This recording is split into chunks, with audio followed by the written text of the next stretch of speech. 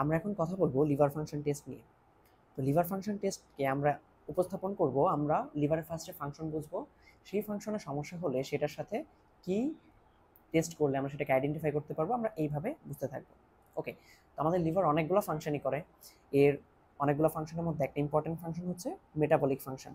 Metabolic function, এই metabolic function কি কি ফাংশন হয় মেটাবলিক ফাংশন আমাদের লিভারে, যেমন carbohydrate metabolism, protein metabolism, lipid metabolism, nucleotide metabolism, তাছাড়াও বিভিন্ন ভিটামিন এবং মাইক্রোনিউট্রিয়েন্টসেরও মেটাবলিজম হয়ে থাকে।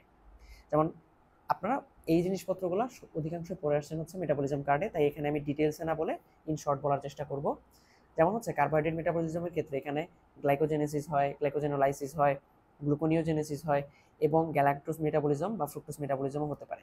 এর মধ্যে আমি মনে রাখতে বলবো গ্যালাক্টোজ মেটাবলিজমের কথাটা, গ্যালাক্টোজ মেটাবলিজমের কথাটা, যে কি হয় এখানে হচ্ছে গ্যালাক্টোজটা লিভারের মধ্যে গিয়ে কনভার্ট হয়ে হচ্ছে গ্লুকোজে।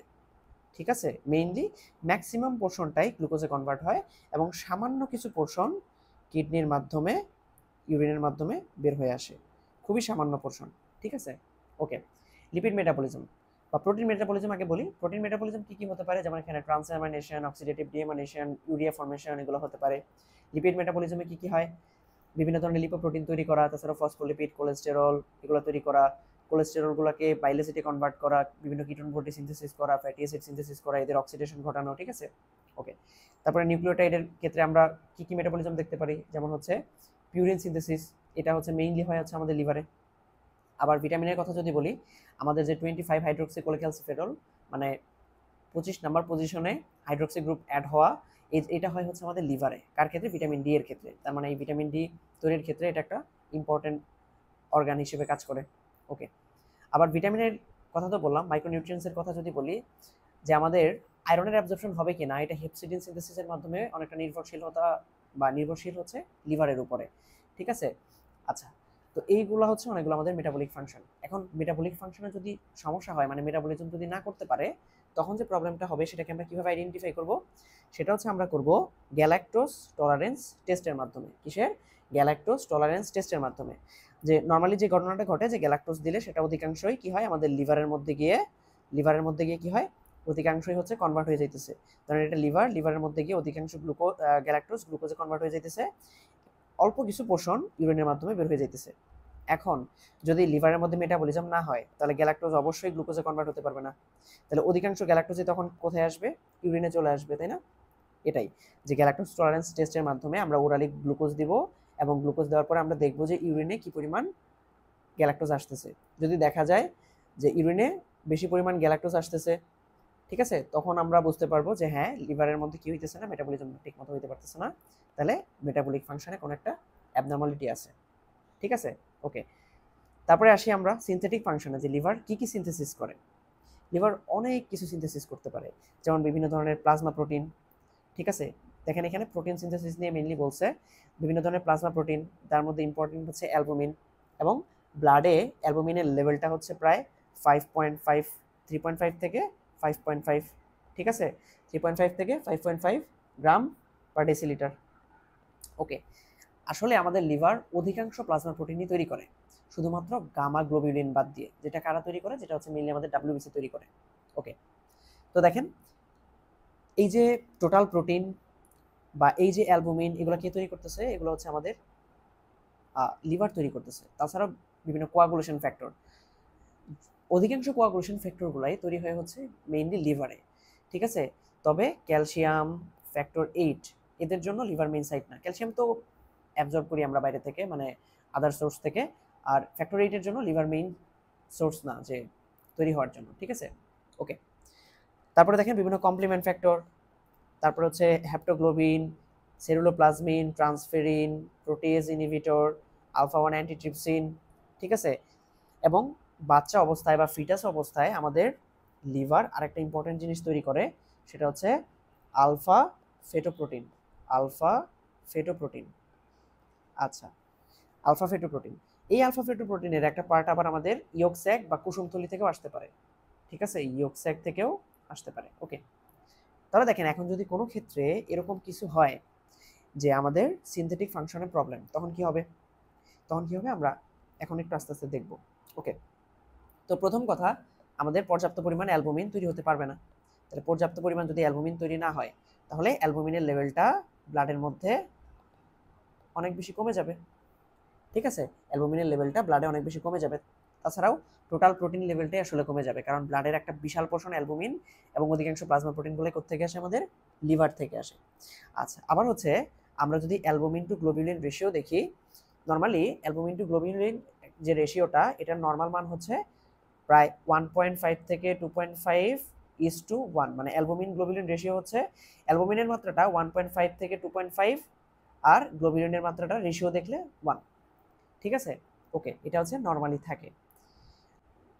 তো লিভার ডিজিজ যখন হয় তখন কি হয়? আমাদের অ্যালবুমিন লেভেলটাও কমবে, গ্লোবিউলিন লেভেলটাও কমবে, কিন্তু অ্যালবুমিন লেভেলটা দেখা যায় কি যথেষ্ট বেশি কমে যায়। ঠিক আছে, কারণ দেখেন গ্লোবিউলিনের একটা পোর্শন লিভার থেকে আসলেও আরেকটা পোর্শন গামা গ্লোবিউলিন যেটা এটা কিন্তু নর্মালি আমাদের ডাব্লিউবিসি থেকে প্রডিউস হতে পারে। ঠিক আছে, তো এই জন্য দেখা যায় অ্যালবুমিন টু গ্লোবিউলিন রেশিও অনেক বেশি বা কিছুটা কমে যেতে পারে কখন? লিভার ডিজিজে। আবার এমনও হতে পারে যে এটা রিভার্স হয়ে গেছে, অ্যালবুমিন টু গ্লোবিউলিন রেশিওটা রিভার্স হয়ে গেছে। কখন এরকম হতে পারে? যেমন ধরেন যে আমাদের কারো একটা ক্রনিক ভাইরাল হেপাটাইটিস চলতেছে। কি? ক্রনিক ভাইরাল হেপাটাইটিস চলতেছে। তো ক্রনিক ভাইরাল হেপাটাইটিসে কি হবে?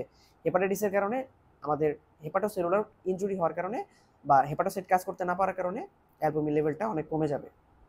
আবার এই যে ভাইরাস, এই ভাইরাসের কারণে কি হবে? আমাদের বডিতে ইমিউনোগ্লোবুলিন জি এর পরিমাণটা বেড়ে যাবে, মানে এক ধরনের গ্লোবুলিনের মাত্রাটা বেড়ে যাবে। তাহলে দেখেন অ্যালবুমিন কমতেছে বাট গ্লোবুলিন অনেক বেশি বেড়ে যাইতেছে। তাহলে বেড়ে গেলে কি হবে?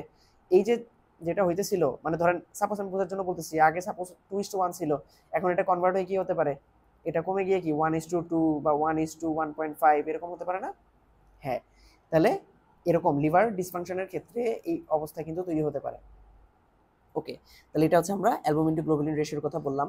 তারপরে আসি আমাদের ক্লটিং ফ্যাক্টর নিয়ে যে কথাটা, সেইখানে দেখেন আমাদের লিভার ম্যাক্সিমাম ক্লটিং ফ্যাক্টরগুলাই তৈরি করে, এবং আমরা জানি যে আমাদের ক্লটিং ফ্যাক্টরের ক্ষেত্রে আমাদের যে ব্লাড কোয়াগুলেশন হয় দুইটা পাথওয়ের মাধ্যমে হয়, একটা ইন্ট্রিনসিক আর একটা এক্সট্রিনসিক, এবং দুইটারই একটা কমন পাথওয়ে থাকে।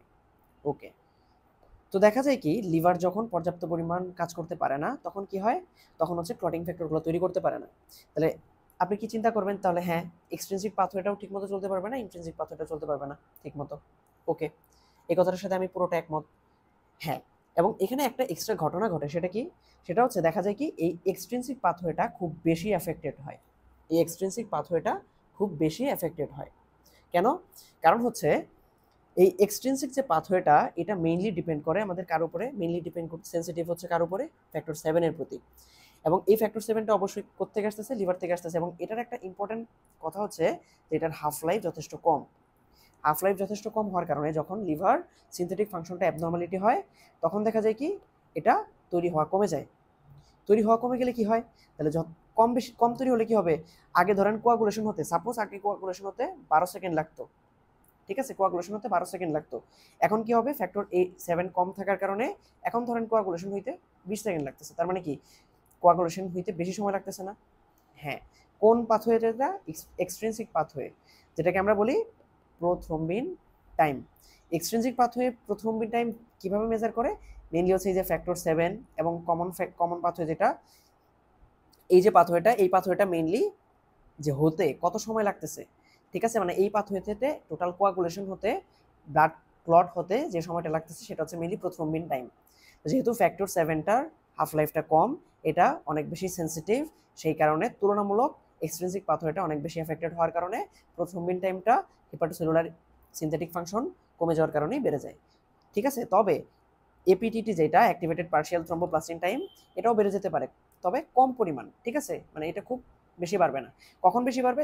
যখন দেখা গেল যে হেপাটোসাইটটা মারাত্মক ড্যামেজ হয়ে যেতেছে, তখন দেখা গেল কি সব ক্লটিং ফ্যাক্টরগুলো অনেক বেশি কমে যাওয়ার কারণে আলটিমেটলি এই এপিটিটি লেভেলটা বেড়ে যাইতেছে। ঠিক আছে, ওকে।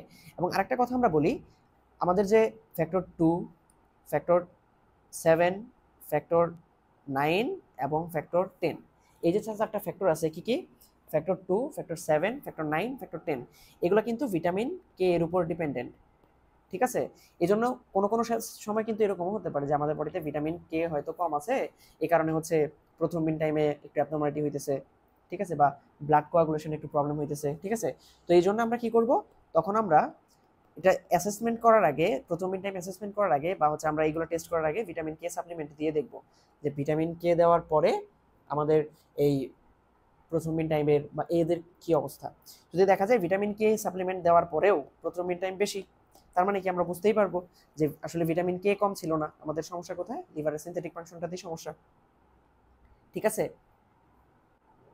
এখন তাহলে মনে হতে পারে যে ভাই আমরা তাহলে লিভারের সিনথেটিক ফাংশন কমে গেছে কিনা বা সিনথেটিক ফাংশনের প্রবলেম আছে কিনা টেস্ট করার জন্য অ্যালবুমিন লেভেলটা আগে দেখবো না প্রথম মিন টাইমটা আগে দেখবো, কোনটা দেখবো? আচ্ছা, এটার একটা উত্তর হচ্ছে যে অ্যালবুমিনের যে হাফ লাইফ এটা অবশ্য বিভিন্ন বইয়ে বিভিন্নটা বলছে, যেমন হচ্ছে লিপিংকট বায়োকেমিস্ট্রি যেটা, সেটাতে বলছে প্রায় 14 দিনের কাছাকাছি। আবার আমাদের যে এবিসি বায়োকেমিস্ট্রি আমরা যেটা পড়তাম সেই সময় এটা ছিল, ওইখানে লেখা ছিল সেটা হচ্ছে 20 ডেজ। ওকে, যাই হোক, তো অ্যালবুমিনের হাফ লাইফ হচ্ছে এরকম।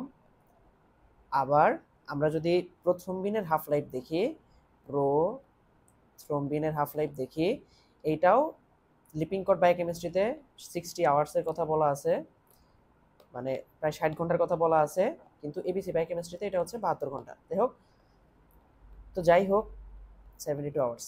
এখন কথা হচ্ছে দেখেন, সিনথেটিক ফাংশন যদি প্রবলেম হয় ফার্স্টে কোনটা কমে যাবে, অবশ্যই প্রথম মিন লেভেলটা কমে যাবে, তার মানে প্রথম মিন টাইমটা আমি প্রথম দিকে বেশি দেখব। কিন্তু অ্যালবুমিন লেভেলটা কম দেখতে গেলে আমাদের কতদিন ওয়েট করতে হবে, একটু বেশি দিন ওয়েট করতে হবে, তাই না? তাই লিভার ফাংশন টেস্ট মানে মেনলি সিনথেটিক ফাংশনটা প্রবলেম হয়েছে কিনা এটার জন্য সবচেয়ে বেশি সেন্সিটিভ কোনটা বলতে পারি, প্রথম মিন টাইম। ঠিক আছে, এবং এটা হচ্ছে আর্লি মার্কার। ঠিক আছে, ওকে। আবার দেখেন আমরা কিন্তু একটা কথা বলছি যে আলফা ফেটোপ্রোটিন, যে আমাদের যে আলফা ফেটোপ্রোটিন সেটা কোত্থেকে আসে, আমাদের যে লিভার যখন ডেভেলপমেন্ট হয়, মানে আমরা একদম মায়ের গর্ভে থাকা অবস্থায় আমাদের লিভার যখন ডেভেলপমেন্ট হয় তখন কি হয়, আলফা ফেটোপ্রোটিন তৈরি করে। পাশাপাশি আমাদের যে ইয়োক স্যাক, এই ইয়োক স্যাক থেকেও কি তৈরি হয়, আলফা ফেটোপ্রোটিন তৈরি হয়। এখন যখন আমরা অ্যাডাল্ট স্টেজ বা পর্যাপ্ত বয়স্ক অবস্থায় চলে যাই তখন আমাদের ইয়োক স্যাকও থাকে না এবং লিভার তো অলরেডি ডেভেলপড, সেহেতু তখন আর আলফা ফেটোপ্রোটিন আসে না। এজন্য আমাদের ব্লাডে দেখা যায় কি আলফা ফেটোপ্রোটিন লেভেলটা এই আমাদের ম্যাচুরেশন অবস্থায় বা আমরা যখন ম্যাচিউর থাকি তখন দেখা যায় অনেক কমে যায়, এবং এই লেভেলটা প্রায় প্রায় 5 গ্রাম পার প্রায় 5 ন্যানোগ্রাম পার মিলিলিটার বা এরকম দেখা যায়। ঠিক আছে, ওকে। এখন আমরা যদি কখনো দেখি যে আমাদের আলফা ফেটোপ্রোটিন লেভেল বেড়ে গেছে, এর মানে কি, মানে হচ্ছে অবশ্যই এখানে কোনো একটা টিউমার বা ক্যান্সার টাইপ কিছু একটা থাকতে পারে, এবং দেখা যায় অধিকাংশ ক্ষেত্রেই হেপাটোসেলুলার কার্সিনোমার ক্ষেত্রে কি হয়, কার্সিনোমার ক্ষেত্রে এই আলফা ফেটোপ্রোটিন লেভেলটা বেড়ে যেতে পারে। ঠিক আছে, তাহলে কি বলতেছি, অধিকাংশ ক্ষেত্রেই কেন বাড়তে পারে, হেপাটোসেলুলার কার্সিনোমার ক্ষেত্রে। আচ্ছা, তো এটা তো গেল। আবার দেখেন আমাদের লিভার, আমরা জানি যে ডিটক্সিফিকেশনের ফাংশনও করে। ঠিক আছে, আচ্ছা, এক্সক্রিশনের কথা আমরা একটু পরে আসি। সেটা হচ্ছে কি যে এই যে আমাদের লিভার কি করে, আমাদের লিভার হচ্ছে এই যে আমরা বিভিন্ন ধরনের ড্রাগস খাই, এই ড্রাগসগুলো কি করে, ড্রাগসগুলোকে হচ্ছে ডিটক্সিফাই করে ফেলে, আমাদের বডিতে বিভিন্ন টক্সিন আসলে সেগুলোকেও ডিটক্সিফাই করে ফেলে। ঠিক আছে, তাহলে এই প্রসেসগুলো চলতেছে। আবার আমাদের বডিতে বিভিন্ন মাধ্যমে আমরা বিভিন্ন খাবার খাই, সেখান থেকে কি আসতে পারে, বেনজোইক অ্যাসিড আসতে পারে। ঠিক আছে, তো এই বেনজোইক অ্যাসিড আমাদের লিভারে যে গ্লাইসিন থাকে, এই গ্লাইসিনের সাথে অ্যাড হয়ে কনভার্টেড হয় হচ্ছে হিপিউরিক অ্যাসিড। সাপোজ হিপিউরিক অ্যাসিডকে আমি এইচপি দিয়ে বোঝালাম। ঠিক আছে, হিপিউরিক অ্যাসিড। ওকে, তো এই যে হিপিউরিক অ্যাসিড তৈরি হলো, এই হিপিউরিক অ্যাসিডগুলো আবার দেখা যায় কি অধিকাংশটাই আমাদের কিডনির মাধ্যমে, কোথায়, যেহেতু এরা ওয়াটার সলিউবল সেহেতু কিডনির মাধ্যমে এরা এক্সক্রিট হয়ে ইউরিনের মাধ্যমে বের হয়ে চলে যায়। ঠিক আছে, ওকে। তাহলে আমরা যদি বলি যে আমাদের ডিটক্সিফিকেশন ফাংশনটা নর্মাল আছে কিনা, এটা আমরা অ্যাসেসমেন্ট কিভাবে করব, সেটা কিন্তু আমরা এই বেনজোইক অ্যাসিডের যে পাথওয়ে সেটাকে ইউজ করে করতে পারি। কিভাবে করব, সেটা হচ্ছে আমরা এমটি ব্লাডারে প্রায় 6 গ্রাম পরিমাণ, কত, 6 গ্রাম পরিমাণ সোডিয়াম বেনজয়েড, কত, 6 গ্রাম পরিমাণ সোডিয়াম বেনজয়েড কি 6 গ্রাম পরিমাণ সোডিয়াম বেনজয়েড, এটাকে কি করতে পারি, এটাকে হচ্ছে 250 ml পানিতে সলিউশন ফর্মেশন করে এটাকে কি করতে পারি, পেশেন্টকে দিতে পারি। তো পেশেন্টকে দেওয়ার পরে কি হবে আমাদের, এগুলো আবার হচ্ছে আলটিমেটলি পেশেন্টের ইউরিনে চলে আসবে। ওকে, তো সাধারণ ক্ষেত্রে দেখা যায় এই যে আমরা 6 গ্রাম সোডিয়াম বেনজোয়েট দিলাম, এখান থেকে ইউরিনের মধ্যে হিপিউরিক অ্যাসিড পাওয়া যায় প্রায় 7.5 গ্রাম। কত গ্রাম হিপিউরিক অ্যাসিড পাওয়া যায়? প্রায় 7.5 গ্রাম। কারণ অধিকাংশটা কি হইতেছে, এক্সক্রিট হয়ে চলে যাইতেছে। ওকে, ঠিক আছে। দেখেন এখানে কিন্তু কথা আছে যে 1 মোল এটা থেকে এক তৈরি হয় 1 মোল, ওই অনুপাতে। ঠিক আছে, আপনি যদি চিন্তা করেন যে এখানে আছে 6 গ্রাম, এখানে তৈরি হলো 7.5 গ্রাম। ঠিক আছে, এখানে 6 গ্রাম কিন্তু ছিল সোডিয়াম বেনজয়েট, সেখান থেকে হিপিউরিক অ্যাসিড তৈরি হয়েছে। ঠিক আছে, কেমিস্ট্রি যেহেতু আপনারা অলরেডি অনেকেই পড়ান, সেহেতু এটা নিয়ে আপনারা অলরেডি ভালোভাবেই জানেন আশা করি। ওকে, তো যাদের ক্ষেত্রে দেখা যায় যে ডিটক্সিফিকেশন এর ফাংশন অ্যাবনর্মালিটি তৈরি হয়ে গেছে বা ডিটক্সিফাই করতে পারতেছে না লিভারটা, সেক্ষেত্রে দেখা যায় কি এই যে গ্লাইসিনটা বেনজোইক অ্যাসিডের সাথে, মানে যে সোডিয়াম বেনজোয়েট দিতেছে তার সাথে প্রপারলি অ্যাড হতে পারছে না। না পারলে কি হবে, হিপিউরিক অ্যাসিড টোটালি তৈরি হইতেছে না, মানে সেভাবে তৈরি হইতেছে না, এবং ইউরিনে তুলনামূলক কম পরিমাণ হিপিউরিক অ্যাসিড আসতেছে। তাহলে তখন হচ্ছে কি অ্যাবনর্মাল দেখা যাবে, এবং অ্যাবনর্মাল ক্ষেত্রে দেখা যাবে হিপিউরিক অ্যাসিডের লেভেলটা প্রায় 3 গ্রামেরও কম। ঠিক আছে, যেটা নর্মালি কত ছিল, 7.5 গ্রাম। ঠিক আছে, ওকে। আমাদের লিভার এই ডিটক্সিফিকেশন ফাংশনটা করে। আবার আমরা সবাই মোটামুটি দেখে আসছি, দেখেন আমরা দেখে আসছি কি আমাদের লিভার বিভিন্ন ধরনের এক্সক্রিটরি ফাংশনও করে। ঠিক আছে, বিভিন্ন ধরনের এক্সক্রিটরি ফাংশনও করে। দেখেন কি কি এক্সক্রিশন করে, বাইল সল্ট, বিলিরুবিন, বিভিন্ন ড্রাগস, ফসফোলিপিড, কোলেস্টেরল। ঠিক আছে, এরকম বিভিন্ন কিছু এক্সক্রিট করে। আমরা এখান থেকে বিলিরুবিন এক্সক্রিশন, এটার সাথে রিলেটেড যে কনসেপ্টটা সেটা আমরা একটু বুঝে নিতে পারি। দেখেন তাহলে যদি বিলিরুবিন ঠিকভাবে এক্সক্রিট হতে না পারে তাহলে কি প্রবলেম হতে পারে, আমরা যদি সেটা একটু দেখি। চিন্তা করুন তো, স্বাভাবিক অবস্থায় আমাদের ব্লাডে বিলিরুবিন লেভেলটা কতটুকু থাকে? খুবই কম। সেটা প্রায় আমরা জানি 0.3 থেকে 1.2 মিলিগ্রাম পার ডেসিলিটার, প্রায় এই রেঞ্জের। ওকে, লেভেলটা অনেক কম। তো ধরেন কখনো যদি বেড়ে যায়, তখন আমরা যে টেস্টটা করি সেটা হচ্ছে ভ্যান্ডেনবার্গ ভ্যান্ডেনবার্গ রিয়াকশন। ভ্যান্ডেনবার্গ রিয়াকশন, এখানে আমরা কি দেখি, আসলে কিভাবে দেখি, সেটা হচ্ছে এই যে কনজুগেটেড বিলিরুবিন বা আনকনজুগেটেড বিলিরুবিন, এটাকে আমরা অ্যাড করি হচ্ছে ডাইয়াজোটাইজ সালফানিলিক অ্যাসিডের সাথে, যেটা আলটিমেটলি কি করে, একটা কালার দেয়, পার্পল কালার দেয়। ঠিক আছে, আমরা যদি চিন্তা করি স্বাভাবিক অবস্থায়, দেখেন ধরেন এটা হচ্ছে আমাদের আনকনজুগেটেড বিলিরুবিন, বিলিরুবিন। ঠিক আছে, এই আর এটা হচ্ছে কি আমাদের কনজুগেটেড বিলিরুবিন। তো দেখা যায় কি আমাদের যে কনজুগেটেড বিলিরুবিন, এটা কি, এটা অলরেডি হচ্ছে ওয়াটার সলুবল, তাই না? এটা হচ্ছে অলরেডি ওয়াটার সলুবল। তো ওয়াটার সলুবল হওয়ার পরে এইখানে আমরা যখন অ্যাড করব, কি অ্যাড করব, ডাইঅ্যাজোটাইজড ডাইঅ্যাজোটাইজড সালফানিলিক সালফানিলিক অ্যাসিড যখন আমরা এটার সাথে অ্যাড করব, তখন কি তৈরি করবে, এটা তৈরি করবে হচ্ছে অ্যাজোবিলিরুবিন। অ্যাজোবিলিরুবিন, এই অ্যাজোবিলিরুবিনটা তৈরি করতে সময় নেবে মাত্র প্রায় 30 সেকেন্ডসের মতো, মানে খুবই অল্প, এবং এটার কালার হবে হচ্ছে পার্পল। ঠিক আছে, পার্পল কালার। আবার আমাদের যে আনকনজুগেটেড বিলিরুবিন, এটা কি, ওই যে যেটা হচ্ছে আমাদের মেইনলি লিপিড সলুবল পোর্শন ছিল, যার কারণে এটা আমাদের ব্লাডে আসার পরে অ্যালবুমিনের সাথে বাইন্ড করে থাকতো। যাই হোক, এটা হচ্ছে আমাদের লিপিড সলুবল। তাহলে এটাকে ওয়াটার সলুবল করার জন্য কি করা লাগবে, এখানে হচ্ছে মিথানল অ্যাড করা লাগে। ঠিক আছে, মিথানল অ্যাড করলে এটা কি হবে, ওয়াটার সলুবল হয়ে যাবে। যখনই এটা ওয়াটার সলুবল হয়ে যাবে, তখন এই ডাইঅ্যাজোটাইজ সালফানিলিক অ্যাসিডের সাথে এটা রিয়াকশন ঘটানো হয়। ঠিক আছে, রিয়াকশন ঘটানো হলে দেখা যায় কি এটা প্রায় একটু সময় নেয়, প্রায় 30 মিনিটস পর্যন্ত নিতে পারে। ঠিক আছে, 30 মিনিটস পর্যন্ত নিতে পারে। আচ্ছা, উইদিন 30 মিনিটস কি দেখা যায়, যে উইদিন 30 মিনিটস এটাও কনভার্ট হয়ে অ্যাজো বিলিরুবিন তৈরি করে, এবং এর কালার হয় কি, এর কালার হয় হচ্ছে পার্পল। ঠিক আছে, তাহলে দেখেন এটা ডিরেক্টলি পার্পল হইতেছে। ঠিক আছে, এটাকে বলা হয় ডিরেক্ট ভ্যান্ডেনবার্গ রিয়াকশন। এটাকে কি বলা হয়, ডিরেক্ট ভ্যান্ডেনবার্গ রিয়াকশন। ঠিক আছে, এবং এটা হচ্ছে পজিটিভ। আচ্ছা, আর এটা কি, এটা হচ্ছে আমাদের ইনডিরেক্ট, এটাকে মিথানল অ্যাড করা হইতেছে, আবার সময় বেশি নিতেছে। ঠিক আছে, এটাকে কি বলা হয়, এটাকে বলা হয় ইনডিরেক্ট ভ্যান্ডেনবার্গ রিয়াকশন। তাহলে বিষয়টা কি, বিষয়টা হচ্ছে এটা কখন হয়, যখন আনকনজুগেটেড বিলিরুবিন বলি আর কনজুগেটেড বিলিরুবিনের কথাই বলি, এগুলো যখন বেশি পরিমাণে থাকবে। স্বাভাবিক অবস্থায় আমাদের ব্লাডে এগুলো অনেক কম অবস্থায় থাকে, এই জন্য ডায়াজোটাইজ সালফানিলিক অ্যাসিড এদের সাথে বিক্রিয়া করে তেমন পার্পল কালার দেখাতে পারে না। ঠিক আছে, এখন যখন এলিভেটেড লেভেলে থাকবে তখন কিভাবে কি ঘটনাটা ঘটবে আমরা একটু লিখে রাখছি, এটা ইন শর্ট আমরা জাস্ট দেখে ফেলবো। ওকে, তো দেখেন ভ্যান্ডেনবার্গ টেস্ট। তো এই ভ্যান্ডেনবার্গ টেস্টে আমরা কি করব, এই যে ডায়াজোটাইজ সালফানিলিক অ্যাসিড এটা দিয়ে আমি টেস্টটা করব। ওকে, তো নর্মালি আমাদের সেরামে কি থাকে, নর্মালি খুব কম লেভেলের বিলিরুবিন লেভেল থাকে, যার কারণে এটা তেমন রিয়াকশন করে না এবং আলটিমেটলি নর্মাল বিলিরুবির কারণে রিয়াকশনটা নেগেটিভ দেখায়। ওকে, এখন ধরেন আমাদের ব্লাডে আনকনজুগেটেড বিলিরুবিন বেড়ে গেছে, তাহলে আনকনজুগেটেড বিলিরুবিন যদি বেড়ে যায় তখন আপনি স্বাভাবিক অবস্থায় যদি শুধুমাত্র ডায়াজোটাইজ সালফানিলিক অ্যাসিড দেন তখন কি এটা তেমন কাজ করবে না। ওকে, তাহলে ফার্স্ট আপনাকে কি করতে হবে, তো আপনি ফার্স্টে কি করলেন, মিথানল দিলেন। মিথানল দিয়ে দেখলেন যে হ্যাঁ যদি আনকনজুগেটেড থাকে তাহলে লিপিড সলুবল থেকে এটা ওয়াটার সলুবল হবে। ঠিক আছে, ওয়াটার সলুবল হওয়ার পরে ডায়াজোটাইজ সালফানিলিক অ্যাসিড যেটা এর সাথে তারপরে আপনি রিয়াকশন ঘটাবেন, রিয়াকশন ঘটালে তখন সেটা কি হবে, এটা পার্পল কালার হবে। তাহলে পার্পল কখন হয়েছে, এটা মিথানল অ্যাড করার পরে, তাহলে এটা একটা ইনডিরেক্ট পজিটিভ, তাই না, ইনডিরেক্ট পজিটিভ। তাহলে ইনডিরেক্ট পজিটিভ মানে কি, কনজুগেটেড বিলিরুবিনটা নরমাল বাট বাড়ছে কোনটা, আনকনজুগেটেড লেভেলটা। আমরা একটু পরে আসতেছি আনকনজুগেটেড লেভেলটা কখন বাড়ে, আমরা অলরেডি অবশ্য জন্ডিসে পড়ে ফেলছি। ঠিক আছে, এবার আসি যে আপনি ডায়াজোটাইজ সালফানিলিক অ্যাসিড যোগ করার সাথে সাথে দেখতেছেন যে পার্পল কালার।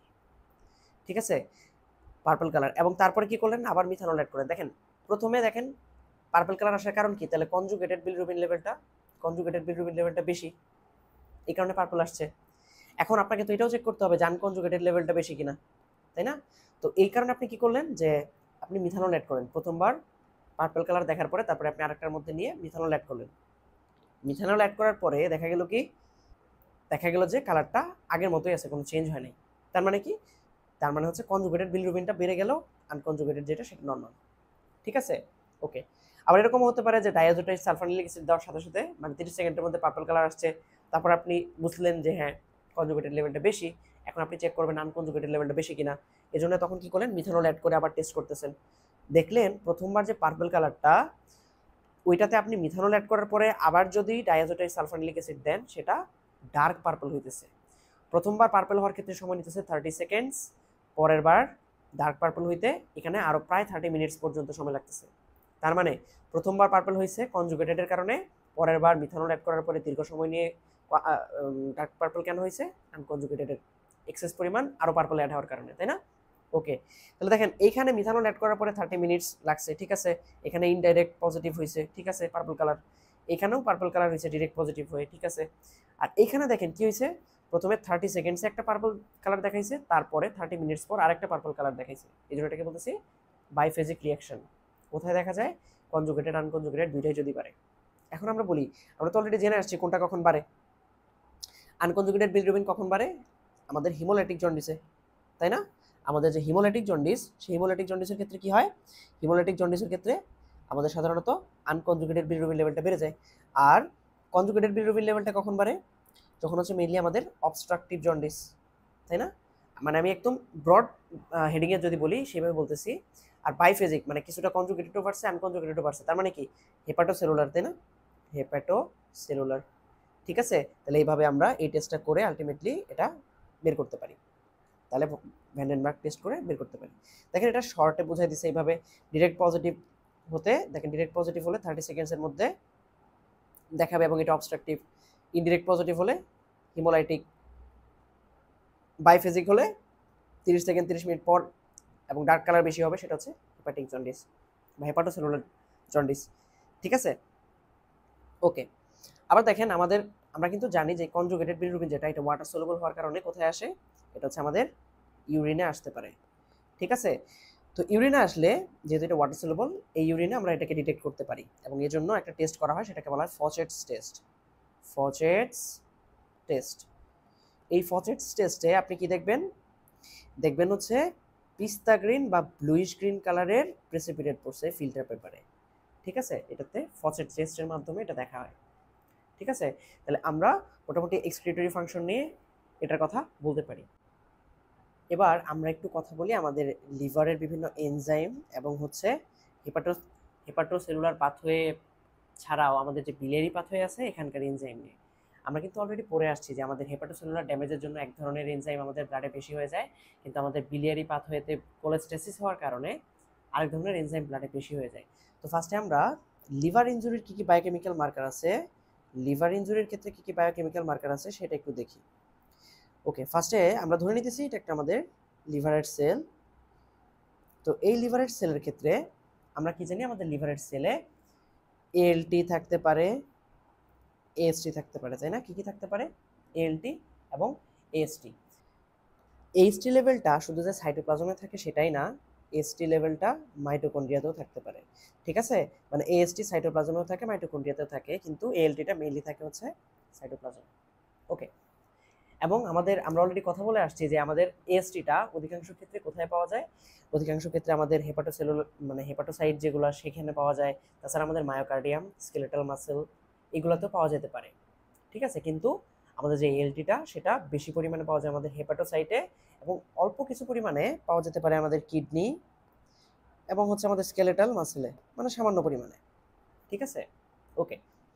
তো দেখা যায় কখনো যদি আমাদের হেপাটোসেলুলার ড্যামেজ হয়, ধরেন আমাদের সেলুলার ড্যামেজ হয়ে গেছে, ঠিক আছে, সাপোজ এই অংশটা ড্যামেজ হয়ে গেছে। তো ড্যামেজ হলে কি হবে? এএলটিও ব্লাডে চলে আসবে, এসটিও ব্লাডে চলে আসবে, তাই না?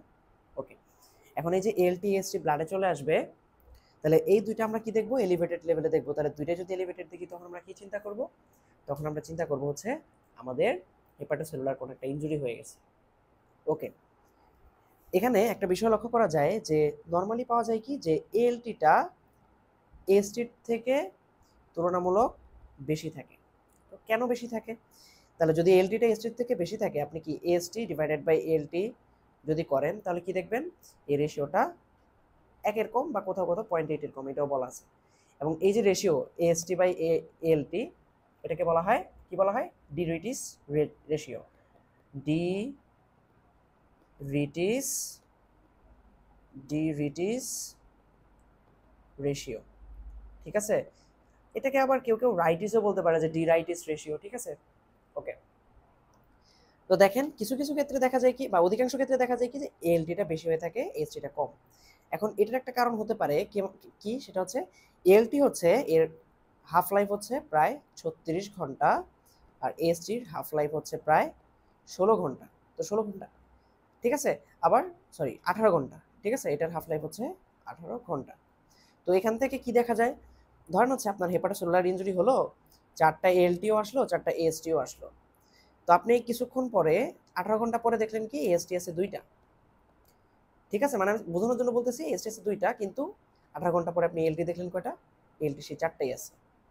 ঠিক আছে, তাহলে আপনি যদি বলেন নর্মালি হাফ লাইফের কারণে কি হইতেছে, এএসটিটা খুব দ্রুত মানে খুব দ্রুত কি হয়ে যেতেছে, কমে যেতেছে, কিন্তু এএলটিটা একটু বেশি সময় ব্লাডে থাকতেছে।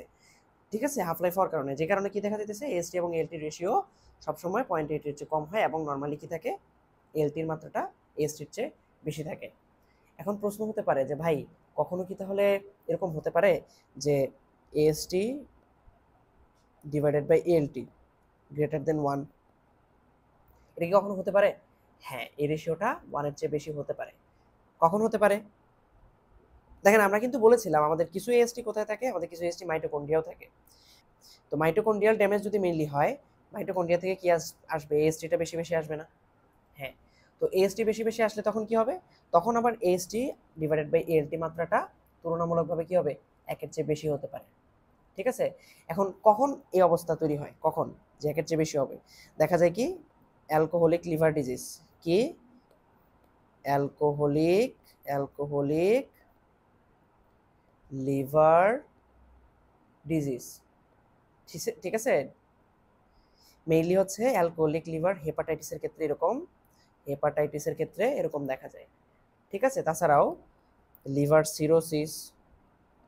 Cirrhosis, ischaemic liver injury. ঠিক আছে, ইসকেমিক লিভার ইনজুরি, তাছাড়াও হেপাটোসেলুলার যদি কার্সিনোমা হয় তখনও এরকম হতে পারে। ঠিক আছে, ওকে। আবার আরেকটা এনজাইমের কথা একটু বলে রাখা ভালো, সেটা হচ্ছে ধরেন এটা হচ্ছে আমাদের হেপাটিক লোবিউল। আমাদের হেপাটিক লোবিউলের পাশে কি থাকে?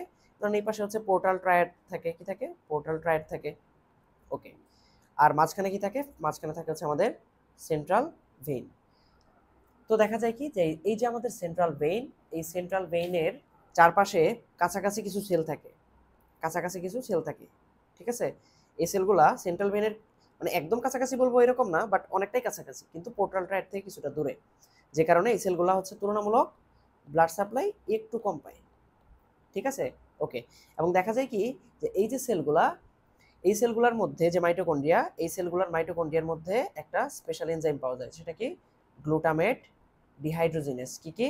সেটা হচ্ছে গ্লুটামেট ডিহাইড্রোজিনেস। ওকে, তো এমনিতেই ব্লাড কিছুটা সাপ্লাই কম পাইতেছে, বাট এটা নর্মালি যেহেতু একই রকম লেভেলের ব্লাড সাপ্লাই পাইতেছে, তাই এটা তেমন প্রবলেম হয় না। কিন্তু কখনো যদি এরকম হয় যে কোনো একটা প্রবলেমের কারণে ম্যাসিভ ব্লাড সাপ্লাই কমে যাইতেছে, ঠিক আছে, পর্যাপ্ত পরিমাণ ব্লাড সাপ্লাই কমে গেলে কি হবে? তখন ইসকেমিক ইনজুরি হবে এই সেলগুলোতে, ঠিক আছে। লিভারের এই সেলগুলোতে ইসকেমিক ইনজুরি হলে কি হবে? গ্লুটামেট ডিহাইড্রোজেনেসটা তখন ব্লাডে বেড়ে যাবে। তাহলে গ্লুটামেট ডিহাইড্রোজেনেস প্লাজমাতে যদি বেড়ে যায়, সেটাকে আমরা কি বলবো? সেটাকে আমরা বলবো যে একটা কারণ হতে পারে ইসকেমিক লিভার ইনজুরি। ওকে, তো এগুলো তো নর্মালি বেড়ে গেল। এখন নর্মালি দেখা যায় কি যে আপনি টেস্ট করতেছেন, হঠাৎ করে একজন মানুষের দেখলেন কি হঠাৎ করে যে যে ট্রান্সঅ্যামিনেজ যেগুলো আছে, মানে এই এএলটি এসটি যেগুলো বললাম, এই এএলটি এসটি হঠাৎ করে খুব কমে গেছে, ঠিক আছে, খুব কমে গেছে। হঠাৎ করে যদি খুব কমে যায়, কেন কমে যেতে পারে? কমে যাওয়ার কারণ হতে পারে একটা যে সিনথেসিস পর্যাপ্ত হইতে পারতেছে না, সিনথেসিস খুব কম তৈরি হইতেছে। সিনথেসিস কখন খুব কম তৈরি হইতেছে? যে হ্যাঁ, লিভারটা সিনথেসিস করতে পারতেছে না, মানে হচ্ছে লিভারটা হয়তো ফেল করছে, মানে লিভার ফেলিওর হয়েছে। তাহলে লিভার ফেলিওর ক্ষেত্রে কি হতে পারে? লিভার ফেলিওর ক্ষেত্রে হঠাৎ করে সিনথেসিস কমে যাওয়ার কারণে এলটিএসটির মাত্রাটা খুব বেশি ডাউন করে যেতে পারে, ঠিক আছে। ওকে, তাহলে এটা হচ্ছে আমরা কি বললাম, এটা হচ্ছে আমাদের হেপাটোসাইট রিলেটেড। এবং আমরা বললাম কি আমাদের এএলটিটা হচ্ছে তুলনামূলক বেশি স্পেসিফিক এএসটির থেকে। কেন? কারণ এএসটি আরও বিভিন্ন জায়গা থেকে আসলেও এএলটিটা মেইনলি আমাদের হেপাটোসাইট থেকে আসে, যে কারণে এটা হচ্ছে আমাদের মোর স্পেসিফিক, ঠিক আছে। ওকে, এখন আমরা যদি একটু কোলেস্টেসিস হলে তখন কি কি এনজাইমের মাত্রাটা বাড়ে সেটা যদি একটু দেখি। যেমন আমরা যদি একটা হেপাটোসাইট আঁকি, এটা হচ্ছে আমাদের হেপাটোসাইট, এবং সাপোজ এটা হচ্ছে আমাদের বাইল ক্যানালিকুলি। আচ্ছা, বাইল ক্যানালিকুলি। আর এই বাইল ক্যানালিকুলির আমরা সেলগুলো আঁকছি, সাপোজ এটা হচ্ছে আমাদের একটা সেল, এটা হচ্ছে আমাদের একটা সেল, জাস্ট বোঝানোর জন্য আঁকতেছি। তো আমরা যদি দেখি এই যে আমরা সেল আঁকলাম, এই সেলের মধ্যে আমাদের এএলপির মাত্রাটা দেখা যায় কি সেল মেমব্রেনের মধ্যে এএলপি পাওয়া যায়। কি পাওয়া যায়? এএলপি পাওয়া যায়। তাছাড়াও এই সেল মেমব্রেনের মধ্যে গামা গ্লুটামাইল ট্রান্সফারেজ এটাও থাকে, ঠিক আছে। এবং গামা গ্লুটামাইল ট্রান্সফারেজের একটা পার্ট আবার দেখা যায় কি যে আমাদের যে এন্ডোপ্লাজমিক জালিকা, সেই এন্ডোপ্লাজমিক জালিকার সাথে যুক্ত হয়ে থাকে। কে? গামা গ্লুটামাইল ট্রান্সফারেজের একটা পার্ট। তাহলে একটা সেল মেমব্রেনের সাথে যুক্ত হইতেছে, আর একটা হচ্ছে এন্ডোপ্লাজমিক জালিকার সাথে যুক্ত হয়ে থাকতেছে। আচ্ছা, আবার আমার এই যে বাইল ক্যানালিকুলির সেলের মধ্যে 5 প্রাইম নিউক্লিওটাইডের যে এনজাইমটা, এটাও থাকে, ঠিক আছে। ওকে, এখন আরেকটু বলে রাখি যে এই যে আমাদের এএলপি, আমাদের 5 প্রাইম নিউক্লিওটাইডেস, এগুলো কিন্তু আমাদের হেপাটোসাইটও থাকতে পারে, বিশেষ করে হেপাটোসাইটের যে সারফেসটা সাইনোসয়েডের দিকে, সেদিকে থাকতে পারে, ঠিক আছে। ওকে, তো দেখা যায় কি এই যে এএলপি, এটা নিয়ে অবশ্য আমি অলরেডি আগেই বলছি যে এই এএলপিটা শুধুমাত্র যে আমাদের এই বাইল ক্যানালিকুলি এবং হেপাটোসাইটের সাথে রিলেটেড তা না, এটা হচ্ছে আমাদের বোন, তারপরে প্লাসেন্টা, এদের সাথেও রিলেটেড, ঠিক আছে। ওকে, এখন ধরেন কোনো ক্ষেত্রে এখানে যদি এরকম হয় যে এই জায়গাটা ব্লকেজ হয়ে আছে, দেখবে বিলিয়ারি পাথওয়ের মাধ্যমে বাইল অ্যাসিড, বাইল সল্ট এগুলো যেতে পারতেছে না, তখন কি হবে? দেখেন, বাইল সল্টটা অ্যাকুমুলেট হয়। এই বাইল সল্ট অ্যাকুমুলেট হলে কি হয়? এই যে বাইল ক্যানালিকুলির যে সেলগুলা, এই সেলগুলোতে গিয়ে এরা স্টিমুলেট করে, মানে ডিএনএতে গিয়ে স্টিমুলেট করে আলটিমেটলি কি তৈরি করে? এরা বেশি বেশি এএলপি ফর্মেশন করে, বেশি বেশি কি করে? এএলপি ফর্মেশন করে। আবার এই যে এএলপি তৈরি হইতেছে না, এই সেল মেমব্রেন থেকে হোক বা ভেতর থেকে হোক, এই এলপি গুলাকে, এই বাইল সল্টগুলো কি করে? বাইরে নিয়ে আসে, মানে বাইল ক্যানালিকুলির যে পাথওয়েটা সেখানে নিয়ে আসে, তাহলে এলপি লেভেলটা এখানে বেড়ে যায়। এখন বেড়ে গেলে তো এটা তো আর এখানে থাকবে না, আপনারা তো জানেন এই যে এটা প্যারাসেলুলার রুট হয়ে এটা আলটিমেটলি কোথায় চলে আসবে? ব্লাডে। ওকে, আবার এই বাইল সল্টের কারণে কি হবে? এই বাইল সল্টের কারণে 5 প্রাইম নিউক্লিওটাইডেসটাই 5 প্রাইম নিউক্লিওটাইডেসটাও কি হবে? 5 প্রাইম নিউক্লিওটাইডেসটাও বেড়ে যাবে, ঠিক আছে। ওকে, আবার দেখেন এই কোলেস্টেসিসের কারণে কি হতে পারে? এই সেলগুলো ড্যামেজ হয়ে আলটিমেটলি গামা গ্লুটামাইল ট্রান্সফারেজের লেভেলটাও কি হবে, এই জায়গাটাতে বেড়ে যাবে। তাহলে এগুলো বাড়তেছে মেইনলি হচ্ছে এএলপি এবং 5 প্রাইম নিউক্লিওটাইডেস, এই দুইটা স্পেসিফিক এই ক্ষেত্রে। এবং দেখা যায় কিছু কিছু ক্ষেত্রে গামা গ্লুটামাইল ট্রান্সফারেজ একা একাও বেড়ে যেতে পারে, যেমন হচ্ছে অ্যালকোহল।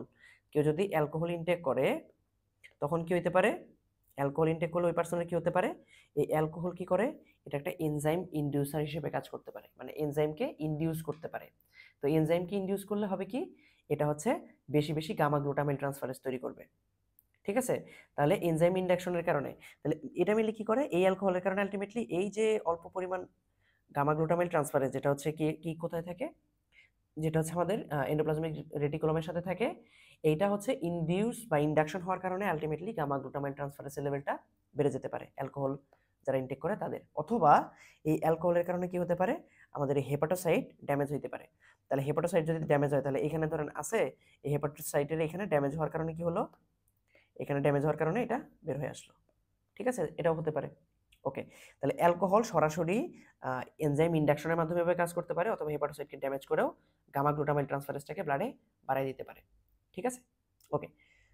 তাহলে দেখেন আমাদের যখন এই যে এই জায়গাটায় ব্লক হইতেছে, এই ব্লক হওয়ার কারণে এলপি লেভেলটাও বাড়তেছে, অনেক ক্ষেত্রে 5 প্রাইম নিউক্লিওটাইডটা অবশ্যই বাড়তেছে, আবার অনেক ক্ষেত্রে কি হইতেছে, গামা গ্লুটামাইল ট্রান্সফারেন্সটাও বাড়তে পারে।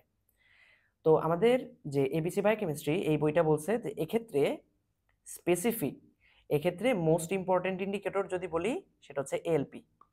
ঠিক আছে, তাহলে আমাদের মোস্ট ইম্পর্টেন্ট ইন্ডিকেটর কোনটা, মোস্ট ইম্পর্টেন্ট ইন্ডিকেটর হচ্ছে কখন কোলেস্টেসিস বা হচ্ছে এই কোথাও একটা অবস্ট্রাকশনের ক্ষেত্রে, সেটা হচ্ছে এএলপি। আবার আমরা যদি আমাদের লিপিং কোড দেখি, লিপিং কোডে আরেকটা কথা অ্যাড করে দিয়েছে, সেটা কি, যে এএলপি তো মোস্ট ইম্পর্টেন্ট, কিন্তু মোস্ট স্পেসিফিক যদি বলি, মোস্ট স্পেসিফিক সেটা হচ্ছে কি, সেটা হচ্ছে 5 প্রাইম নিউক্লিওটাইডেস। মানে ওদের যুক্তিটা হচ্ছে এরকম যে কারো যদি বোন প্রবলেম থাকে বা হচ্ছে কোনো বাচ্চাদের ক্ষেত্রে কি থাকতে পারে, এএলপি লেভেলটা বেশি থাকতে পারে। ঠিক আছে, কিন্তু এই গামা 5 প্রাইম নিউক্লিওটাইডেস লেভেলটা বেশি হয়েছে মানেই কি, এটা অবশ্যই কোলেস্টেসিস রিলেটেড বা কোনো একটা প্রবলেম তৈরি হয়ে গেছে। ঠিক আছে, আমরা একটু ছবিটা একটু দেখি না, এটা একটু পরে দেখতেছি। এই যে এটা হচ্ছে আমাদের লিপিং কোডের সে বই। এই বই আপনারা যদি একটু দেখেন, এই যে দেখেন 5 prime nucleotidase relatively more specific to biliary obstruction. ঠিক আছে, ওকে। এটা হচ্ছে 8th এডিশন, যেটা এই 8th এডিশন। যাই হোক, তো আমরা মোটামুটি ম্যাক্সিমাম ইম্পর্টেন্ট কথাগুলো আশা করি বলে ফেলছি। এখন আমরা জাস্ট স্লাইডের মধ্যে থেকে দেখে নিব টোটাল প্রসেসটা।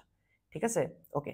তাহলে categories of liver function test আমরা কি কি দেখছি, হেপাটোসেলুলার ড্যামেজের মধ্যে কি কি বাড়ে, এএলটি বাড়ে, এএসটি বাড়ে, গামা গ্লুটামাইন ট্রান্সফারেন্স বাড়ে। দেখেন এখানে নর্মাল লেভেল যেটা দেয়া আছে, আমি বারবার বলি যে এই লেভেলগুলো যার মেডিকেল কলেজে যেটা দেয় সেটা ফলো করতে। ঠিক আছে, আমাদের মেডিকেল কলেজে এটা দিছিল, আমি এই জন্য এটা ফলো করছি। দেখেন এএলটির আরেক নাম কিন্তু এসজিপিটি, মানে সেরাম গ্লুটামিক পাইরুভিক ট্রান্সামাইনেস। ঠিক আছে, তারপরে এএসটির আরেক নাম হচ্ছে এসডিওটি, এগুলো আসলে পুরাতন নাম, এসডিওটি বা এসজিপিটি। ঠিক আছে, ওকে। তাহলে গেল হেপাটোসেলুলার, তারপরে হচ্ছে কোলেস্ট্যাসিস বা পিলিয়ারি অবস্ট্রাকশনের ক্ষেত্রে কি দেখি আমরা, ALP, gamma glutamyl transferase, 5 prime nucleotidase. ঠিক আছে, তারপরে হচ্ছে সিনথেটিক ফাংশনের ক্ষেত্রে দেখি total protein, serum albumin, albumin globulin ratio, prothrombin time. ঠিক আছে, আবার হচ্ছে আমরা হেপাটোসেলুলার কার্সিনোমা সাজেস্ট করে মানে চিন্তা করে তখন আলফা ফিটোপ্রোটিন দেখতে পারি। ঠিক আছে, আচ্ছা। তারপরে এক্সক্রিটরি এবং কনজুগেটিং ফাংশন, এটা হচ্ছে স্লাইডে যেটা দিয়েছিলাম ওইভাবে তুলে দিচ্ছি। যাই হোক, আর মেটাবলিক ফাংশনের জন্য আমরা দেখছিলাম গ্যালাক্টোজ টলারেন্স টেস্ট, আর ডিটক্সিফিকেশনের জন্য আমরা দেখছিলাম কি, হিপিউরিক অ্যাসিড সিনথেসিস টেস্ট। তো মোটামুটি লিভার ফাংশন টেস্ট নিয়ে আজকে এতটুকুই। পরবর্তী কোনো একটা ক্লাসে দেখা হবে। ভালো থাকেন ততক্ষণে।